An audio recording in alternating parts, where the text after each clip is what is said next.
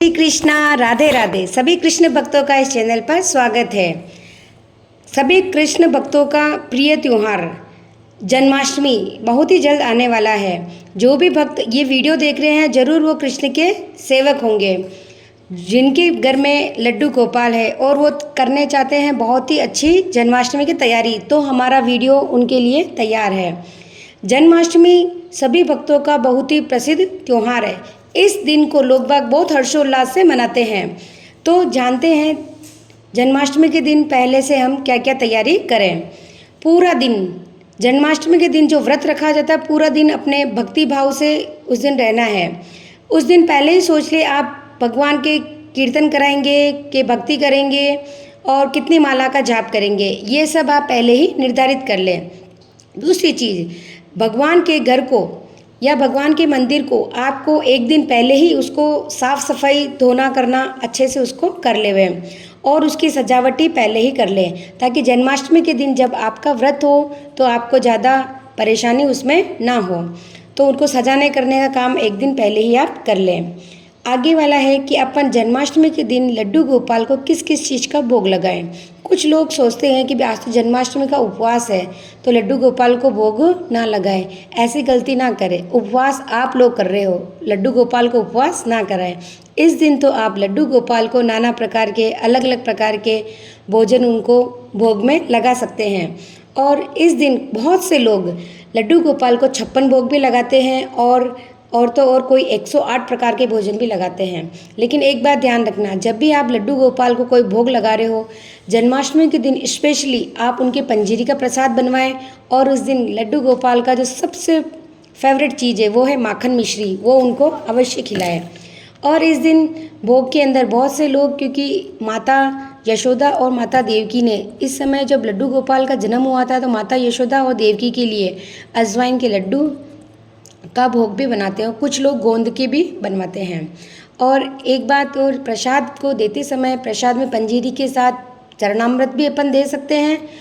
पंचामृत, जो 5 चीज़ों से मिलकर बना होता है। पंचामृत अपन भोग में जो लगाया होता है लड्डू गोपाल को, वो अपन उसको पंचामृत को उसके प्रसाद के अंदर दे सकते हैं। और केले प्रसाद में दें, जो केलों पर छिलके सही, तो वो केले अपन प्रसाद में दे सकते हैं।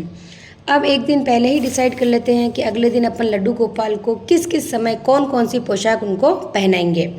तो लड्डू गोपाल का पोशाक और श्रृंगार, उस दिन हमारे लड्डू गोपाल सबसे सुंदर लगने चाहिए। होती कोशिश उस दिन हमेशा नए कपड़े, नए उनके श्रृंगार के सामान लड्डू गोपाल को पहनाएं और उनका बहुत ही अच्छा श्रृंगार करें।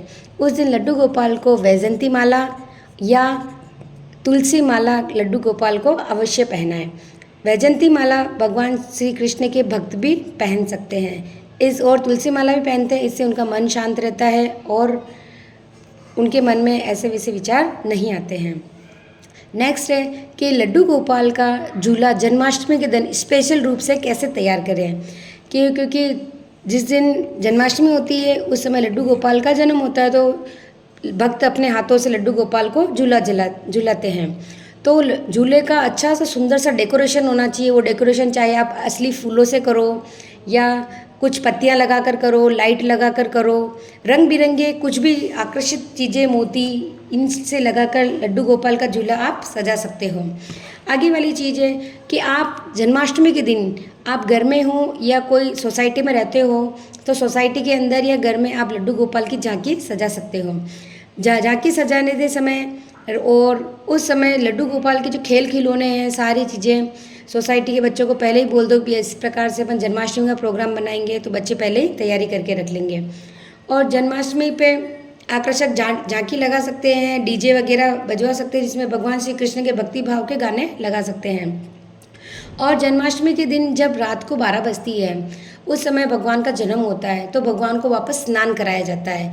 तो भगवान को जब स्नान कराते हैं लड्डू गोपाल को, तो उस समय स्नान कराने से पहले आप खुद पहले स्नान करें, फिर भगवान को स्नान कराएं और उनको वापस भोग लगाएं। जो भोग लगता है वो पंजीरी का भोग लगता है और नया भोग लगता है उनका। और अपने घर पर अगले दिन लड्डू गोपाल का जन्म हो गया, जन्म होने के अगले दिन यानी नवमी, जो गोगा नवमी आती, उस दिन अपने घर के बाहर दरवाजे पर बंधनवार, मतलब अशोक के पत्तों से बनी हुई बंधनवार लगाएं ताकि जो हमारे जब बच्चे का जन्म होता है, नए बच्चे के आगमन होता है और शुभ अवसर पर बंधनवार लगाई जाती है, तो हम भी लड्डू गोपाल के जन्म पर ये बंधनवार अवश्य लगवाएं। और जन्माष्टमी का हो सके तो जो कुछ भक्त व्रत करते हैं, बहुत से लोग व्रत करते हैं, अब कुछ लोग तो बिल्कुल निराहार रहकर व्रत करते हैं। अगर आपसे 12 बजे तक बिना जल पिए आप रह सकते हो तो बहुत अच्छी बात है, तो आप रहो। नहीं रह सकते हो तो 12 बजे के बाद चाय पानी, जूस, नींबू पानी आप कुछ भी पी सकते हैं। और कुछ भक्त अपनी श्रद्धा अनुसार व्रत रखें तो एक समय आप साबूदाना, बंगर या कुट्टू का आटे से बने कुछ भी प्रसाद खा सकते हैं और अपने लड्डू गोपाल को भी खिला सकते हैं। अभी कुछ सालों से प्रचलन में आया, कुछ लोग लड्डू गोपाल को वो पुनर्जन्म भी करवाते हैं, तो खीरा में ऐसे करवा सकते हैं। वैसे हमको पता है, वैसे हमारे लड्डू गोपाल एक छोटे से बाल रूप में हम सेवा कर रहे हैं।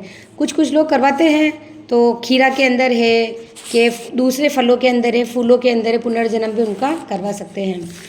और भी बहुत सारी जो वीडियोज़ है देखने के लिए और हमारे चैनल से बने रहिएगा।